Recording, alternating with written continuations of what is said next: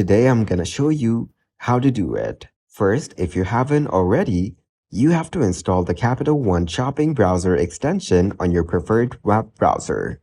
This extension is available for Chrome, Firefox, Edge, and Safari.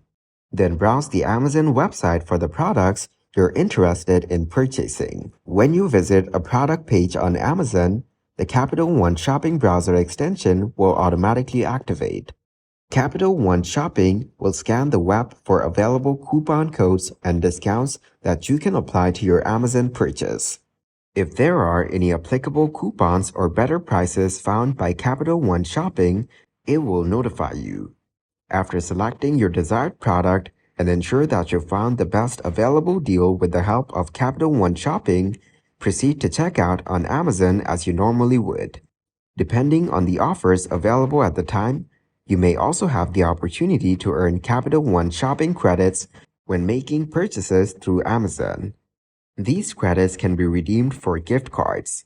Follow the prompts on the Amazon website to complete your purchase, and your order will be processed accordingly.